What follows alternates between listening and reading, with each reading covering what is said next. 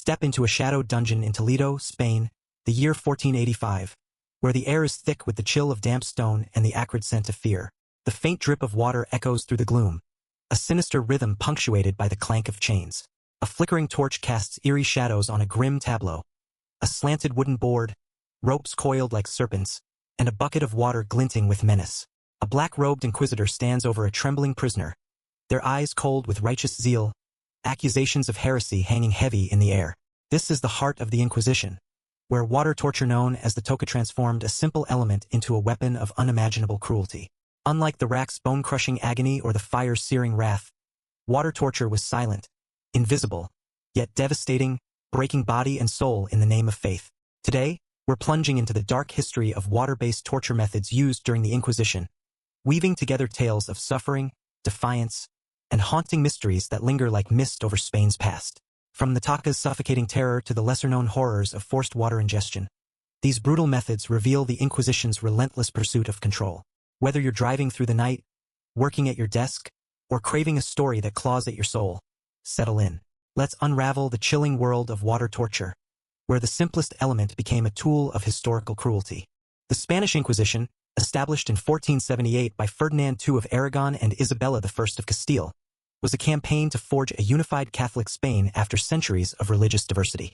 Authorized by Pope Sixtus IV, it targeted heretics Jews, Muslims, Protestants, and suspected witches whose beliefs threatened the Church's authority. The Directorium Inquisitorum by Nicholas Eymerich and later texts like the Malleus Maleficarum shaped its brutal methods, blending religious fervor with calculated cruelty. Water torture, particularly the toca, was the cornerstone of the Inquisition's arsenal, valued for its bloodless efficiency, aligning with church rules against excessive violence. These methods were not mere punishments but rituals of control, designed to extract confessions, deter dissent, and purify souls, often in secret dungeons or public spectacles like the auto da fe. The dark psychology of water torture, rooted in fear, faith, and societal upheaval, made it a chilling tool of the Inquisition. Its brutal methods a grim chapter in Spain's dark history. Let's begin with the toca, the most notorious water-based torture method, known for its silent but devastating cruelty. Picture a dungeon in Salamanca, 1485, where a converso, a Jew converted to Christianity, is bound to a slanted board, their head tilted downward to maximize discomfort. A cloth is placed over their mouth and nose, and water is poured slowly from a bucket, trickling into their throat, simulating drowning as they gasp for air. The Directorium Inquisitorum praises the toca for its effectiveness, its lack of bloodshed allowing repeated sessions without risking immediate death. The torture was relentless. Water choked the lungs, panic surged, and interrogators paused to demand confessions of heresy or secret worship, each pause heightening dread. The physical toll: burning lungs, racing heart, and near suffocation was matched by the psychological terror of drowning without submersion, the victim's mind unraveling under the strain. Inquisition records from Granada and Córdoba document its widespread use, often in hidden cells where screams were muffled by stone. This was water torture at its most insidious, a brutal method that broke wills in the name of faith, a cornerstone of the Inquisition's dark history.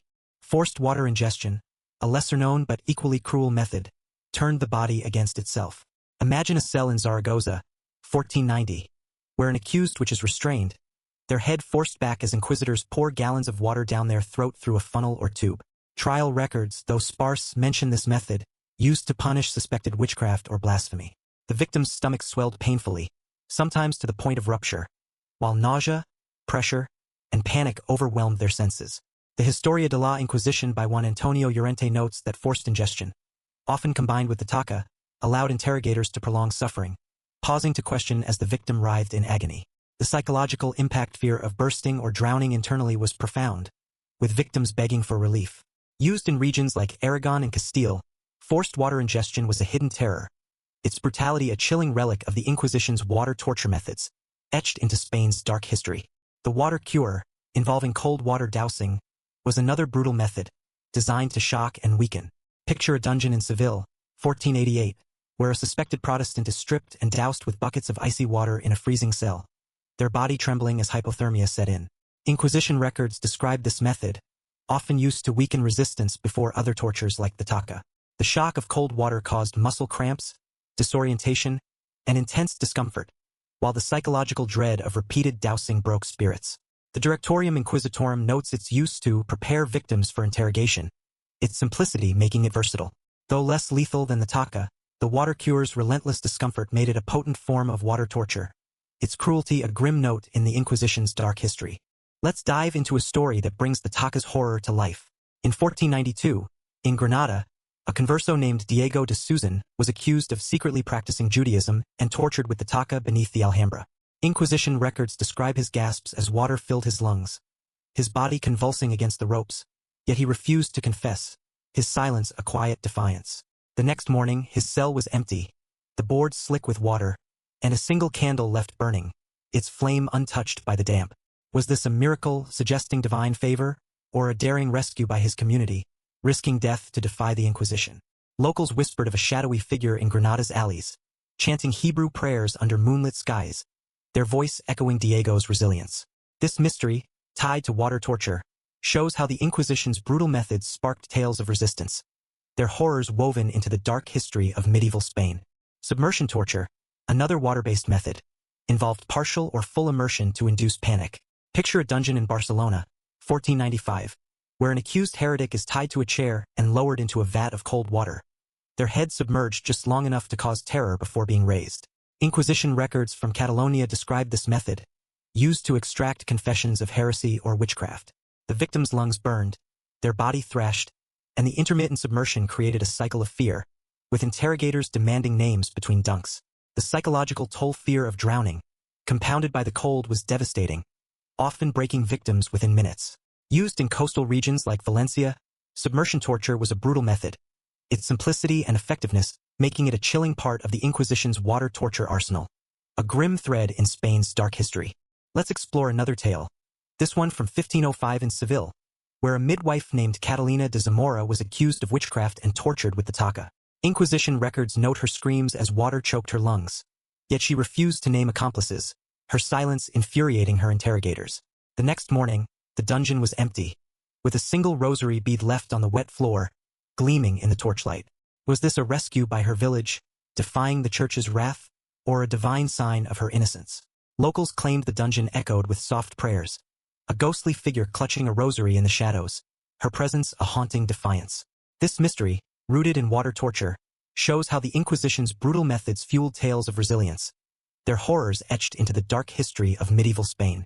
The water ordeal, adapted from earlier medieval practices, was a ritual turned torture by the Inquisition. Picture a plaza in Valladolid, 1490, where an accused heretic is bound and submerged in a river or basin, their survival seen as a sign of guilt, their drowning a tragic proof of innocence. The Malleus Maleficarum references water ordeals, used to test witches, with the Inquisition modifying them for interrogation. The victims' terror flailing in cold water, unsure if they'd surface, was compounded by the crowd's presence, their cheers or silence amplifying shame. Inquisition records from Castile note its use in public settings, blending religious ritual with torture.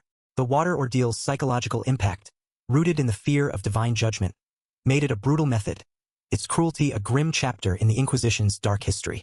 Let's dive into another story, this one from 1497 in Granada, where a scholar named Alonso de Salazar was accused of spreading Jewish teachings and tortured with forced water ingestion. Records describe his agony as water swelled his stomach, pressing against his organs, yet he refused to confess. The next morning, his cell was empty, with a single page of Hebrew script left behind, its ink still wet. Was this a rescue by his students, risking death to save their teacher, or a divine omen? Locals claimed the dungeon echoed with scholarly chants, a ghostly echo of Alonso's voice. This mystery, tied to water torture, shows how the Inquisition's brutal methods sparked tales of defiance, their horrors woven into the dark history of medieval Spain. The social context of the Inquisition's water torture methods was rooted in Spain's quest for religious unity.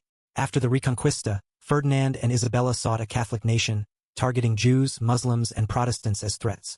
The Edict of Expulsion, 1492, forced Jews to convert or leave, and the Inquisition hunted conversos suspected of secret worship. Water torture, particularly the taka, was ideal for secret interrogations, its bloodless nature aligning with church rules. Yet public tortures, like water ordeals during auto-da-fe ceremonies, reinforced orthodoxy before crowds, as seen in Seville's Plaza Mayor.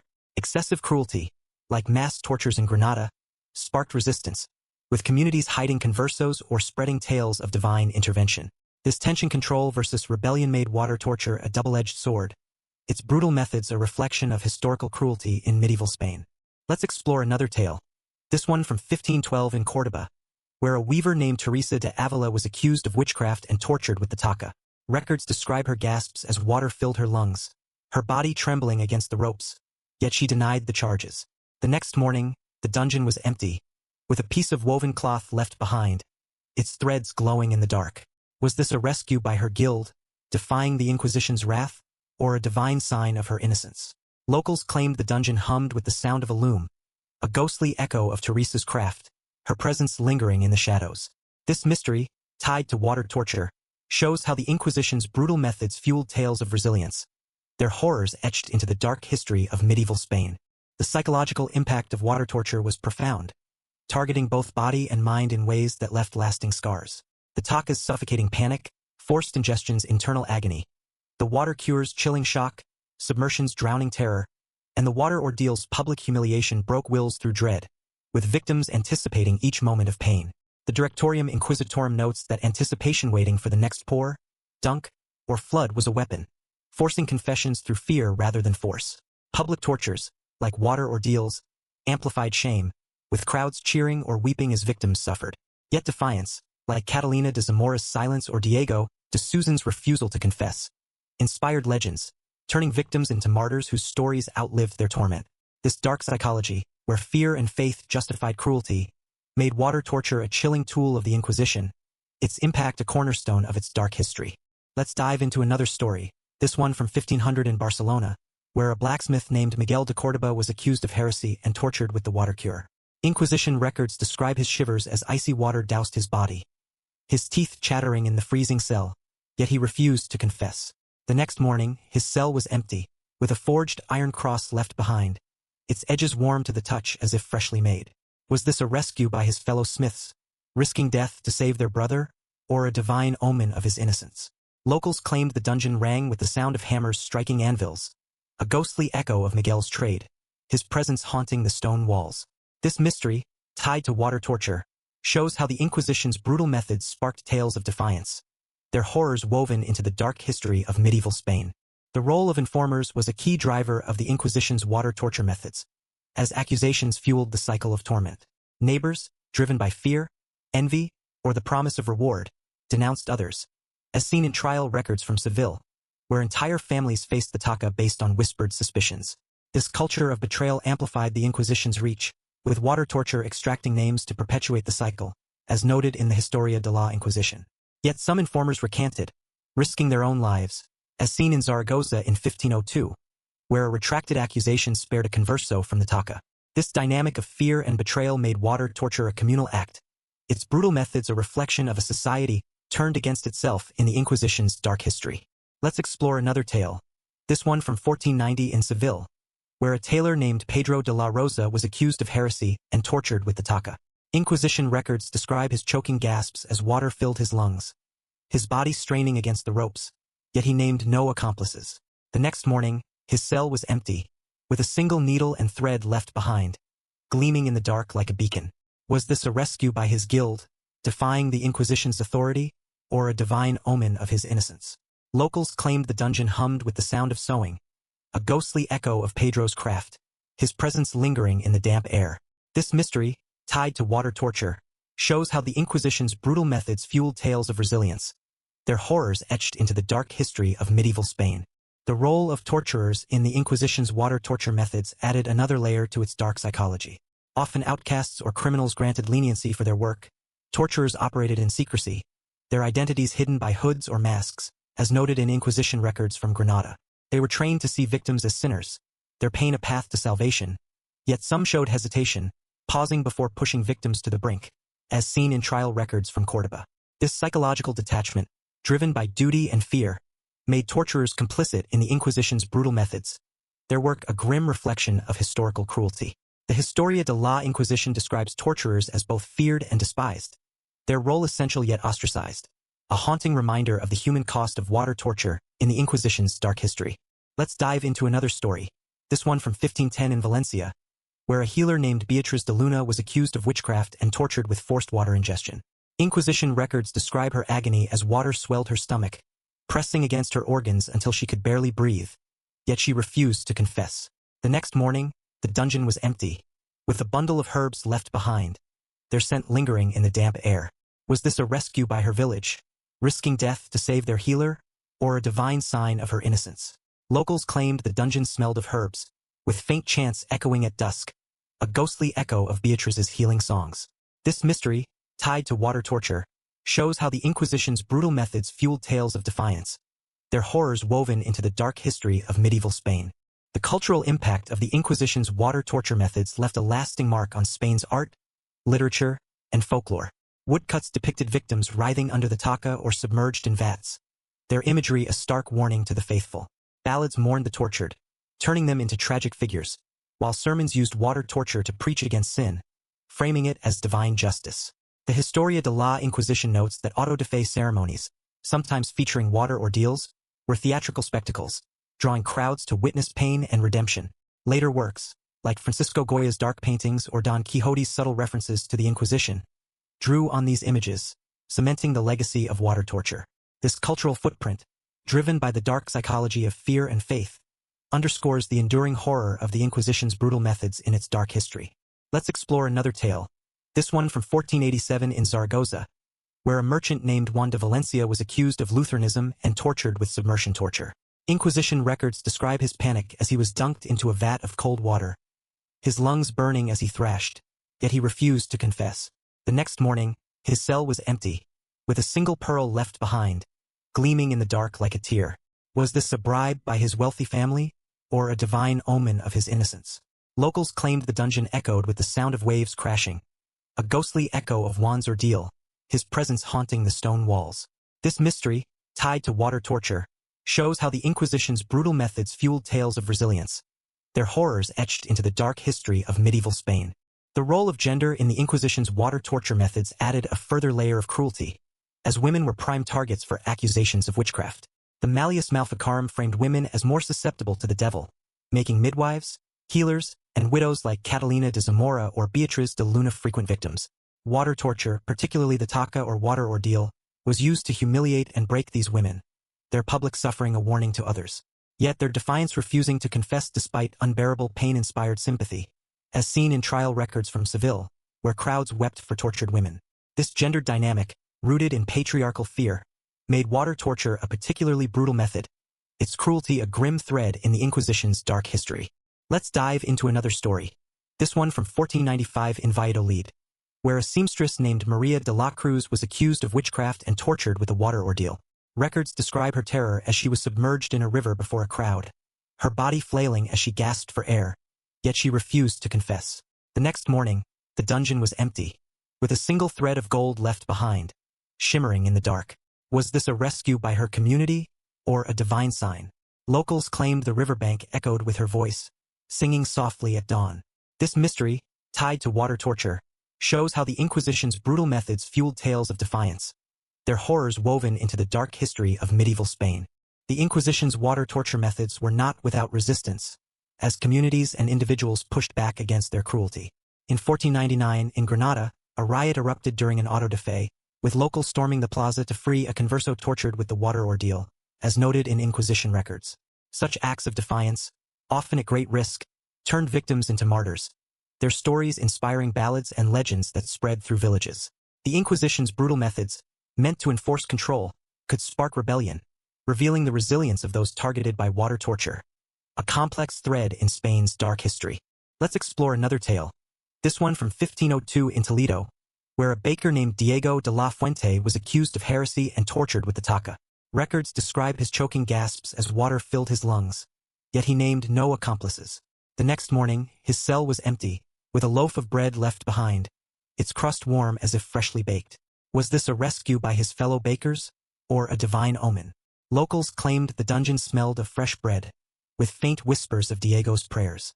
This mystery, tied to water torture, shows how the Inquisition's brutal methods fueled tales of resilience, their horrors etched into the dark history of medieval Spain. The societal impact of the Inquisition's water torture methods extended beyond the dungeon, reshaping communities. The culture of fear, driven by informers and accusations, turned neighbors into enemies, as seen in trial records from Barcelona. Yet resistance, like the Granada riot or retracted accusations, showed a flicker of humanity amid cruelty. The auto de fe ceremonies, where water ordeals were sometimes displayed, were public spectacles that reinforced orthodoxy but also sparked sympathy, as crowds wept for victims like Maria de la Cruz. This tension between fear and compassion made water torture a powerful tool of control, its brutal methods a reflection of historical cruelty in medieval Spain. Let's reflect on the Inquisition's water-based torture methods. The taka, forced water ingestion, water cure, submersion torture, and water ordeal were brutal tools of religious control, driven by a quest for orthodoxy and fear of heresy. Yet defiance victims resisting, communities rebelling reveals resilience amid horror. The Inquisition, a crucible of faith and fear, left a legacy of historical cruelty, its water torture methods a haunting mirror of human nature's darkest impulses. As we close, what do these brutal methods tell us? They reveal a time when faith justified pain, yet courage shone through the shadows, with stories of defiance echoing across centuries. If this journey into the Inquisition's water torture gripped you, hit that subscribe button, ring the bell, and share your thoughts below. What's the most chilling tale of water torture you've heard? Was this pain justice or fanaticism unleashed? Check our next video on witch hunts, where fear fueled torment. Stay curious, stay brave, and let the dark history of the Inquisition's brutal methods haunt your dreams.